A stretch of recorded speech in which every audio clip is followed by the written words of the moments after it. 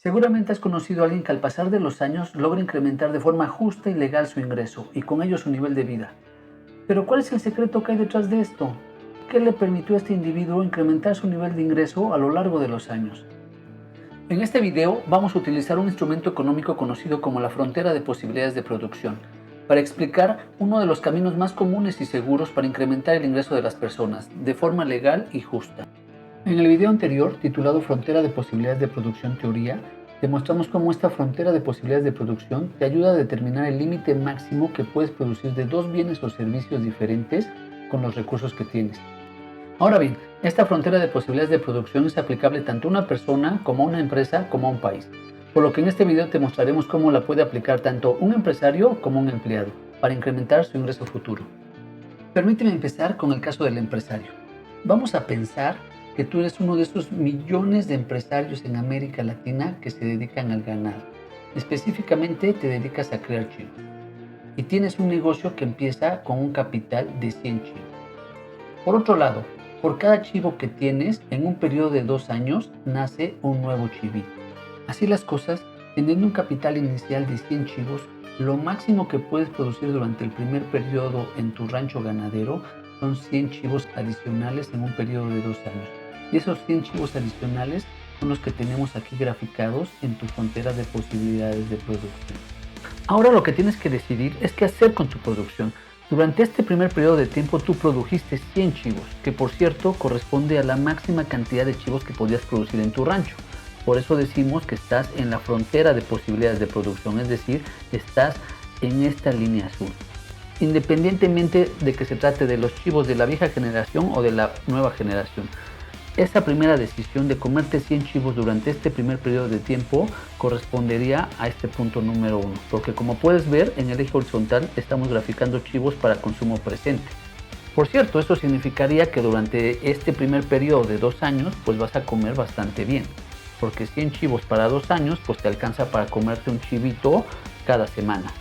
Pero entonces, ¿te acuerdas de la carta que escribió Benjamin Franklin a un joven comerciante en 1748?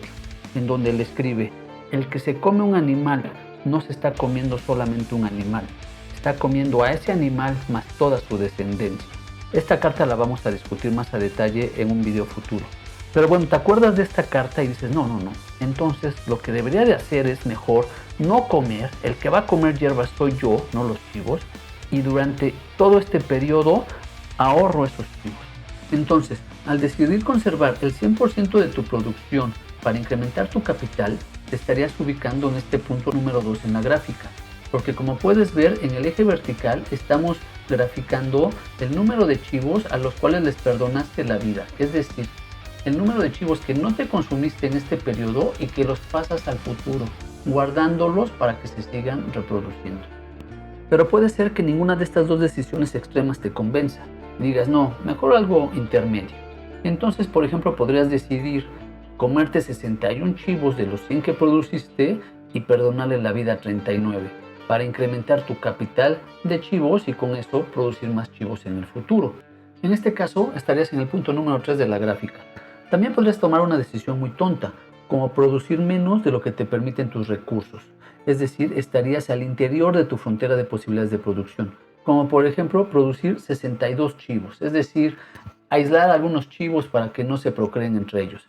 De esos 62 chivos dedicas 42 al consumo presente y 20 los pasas al futuro. Bueno, y como sabes, querer producir más allá de lo que te alcanzan tus recursos es imposible. Por lo que gráficamente hablando, cualquier punto afuera de esta frontera de posibilidades de producción, por ejemplo este punto número 5, es inalcanzable. Ahora permíteme cambiar el lenguaje a un lenguaje un poquito más económico. En el eje horizontal estamos graficando los chivos que produces y que consumes en este periodo, por lo que vamos a cambiarle el nombre a bienes y servicios de consumo presente.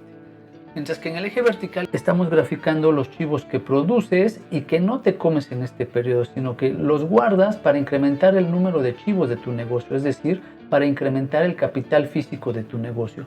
Así que vamos a llamarle bienes y servicios de capital físico y humano, es decir, es tu inversión. ¿Pero qué crees? Nunca falta el pelo en la sopa. Y en este caso nunca falta el desgraciado coyote que se come tus chivos. Y en este caso el coyote es bastante glotón y se come al 10% de tus chivos cada periodo.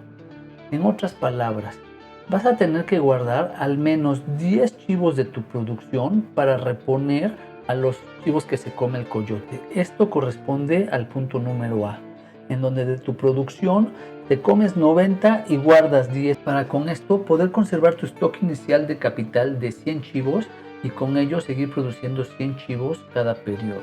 Bueno, pues resuelto el asunto del coyote, pero entonces te das cuenta que necesitas ganar más dinero. Porque quieres mandar a tus hijos a la escuela, porque les quieres comprar ropa, porque los quieres llevar a un doctor particular y sobre todo para hacer realidad tu sueño de enderezarte esos dientes que nunca te han gustado. Entonces piensas, ¿qué puedo hacer? Bueno, una sería ir con el banco y pedir un préstamo para crecer mi negocio, pero lamentablemente en América Latina tenemos un oligopolio bancario y esa es una de las principales causas por las cuales la gran mayoría de los empresarios no tenemos acceso al crédito y si nos prestan dinero es a una tasa carísima. Entonces, ¿qué otra opción te queda? Pues una opción sería sacrificar por 1 o 2 periodos tu consumo presente y eso que ahorras, eso que reduces tu consumo presente, lo inviertes en tu empresa y con eso creces el capital de tu empresa y crece la frontera de posibilidades de producción de tu empresa. Un ejemplo sería consumir el 60% de los chivos que produces y les perdonas la vida a 40. Eso te situaría en este punto B. Entonces, tenías 100 chivos originales y 40 más que acabas de guardar son 140 chivos, menos 10 que se comió el desgraciado coyote. Para el siguiente periodo tendrías 130 chivos de capital. Con esos 130 chivos, como cada periodo nace un chivo de cada chivo que tenías, pues podrías producir hasta 130 chivos y esto es tu nueva frontera de posibilidades de producción. Ahora bien, conservando ese porcentaje de ahorro del 40%, en el segundo periodo ya estarías consumiendo 78 chivos y por ende para el tercer periodo tendrías un capital de 169 chivos, con lo cual ya podrías producir 169 chivos en este periodo. Conservando ese mismo porcentaje de 40% de ahorro, estarías ya consumiendo 101 chivos, es decir, ya estarías consumiendo más chivos de los que consumías antes sin ahorrar. Y así, para el cuarto periodo ya tendrías un stock de capital de 220 chivos y una producción de 220 chivos. Y como puedes ver, tu frontera de posibilidades de producción se va desplazando hacia afuera y con ello tu consumo y tu ingreso.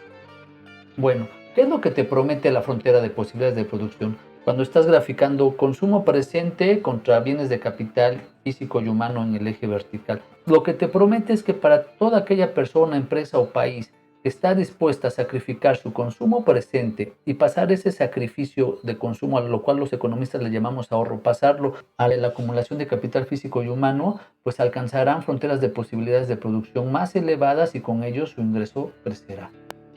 Pero no crees que esta promesa de la frontera de posibilidades de producción aplica solamente a los empresarios, también aplica a los empleados. ¿Por qué? Porque un empleado lo que le renta a una empresa es su trabajo y su trabajo es una combinación de tiempo, esfuerzo y capital humano. Entonces, cuando un empleado invierte en su educación, incrementa su capital humano, convirtiéndose en un empleado más productivo, es decir, más rentable para la empresa. Y por ende, conforme acumula educación, es decir, capital humano, su salario crecerá. Pero ¿por qué decimos que adquirir educación significa sacrificar consumo presente? Bueno, pues básicamente porque para adquirir educación necesitas dedicarle tiempo a estudiar. Y ese tiempo, pues se lo vas a tener que quitar a alguna otra actividad. Por ejemplo, se lo vas a quitar o a tiempo dedicado al ocio, como por ejemplo ver televisión o estar en redes sociales, o para las personas que trabajan, pues tendrán que trabajar menos horas y por ende su ingreso se reducirá y con ello su consumo. Pero lo último que quiero es que me creas a ciegas. ¿Qué te parece si observamos las estadísticas oficiales para México? Bueno, permíteme mostrarte un cuadro del INEGI con datos para México, elaborado con la Encuesta Nacional de Ingresos y Gastos de los Hogares 2018 y 2020. En la antepenúltima columna podemos ver el ingreso de las personas trimestral para diferentes niveles de educación. Así, en esta fila podemos ver que las personas que tienen primaria tienen un ingreso trimestral de 10,551 pesos, mientras que las personas que tienen secundaria, es decir, que invirtieron en su educación 3 años más, obtienen un ingreso de 15,281 pesos. Es decir, Su ingreso creció 50% por 3 años más de inversión en capital humano. Mientras que las personas que tienen preparatoria tienen un ingreso de 18.523 pesos, es decir, su ingreso creció alrededor de 20% por 3 años más de inversión en capital humano. A su vez, las personas que tienen una licenciatura tienen un ingreso de 34.842 pesos. Aquí ya por 4 años más de educación, su ingreso crece cerca del 90%. Y bueno, los últimos 2 años de educación, por así decirlo, las personas que obtienen posgrado completo o incompleto tienen un ingreso trimestral de 69.332 pesos. Es decir, para estos últimos 2 años su ingreso se duplicó. Como puedes ver, con datos oficiales está claro que existe un premio a sacrificar tu consumo presente y a invertir ese ahorro en capital humano. De hecho, la inversión en capital humano tiene un mayor rendimiento que la inversión en capital físico.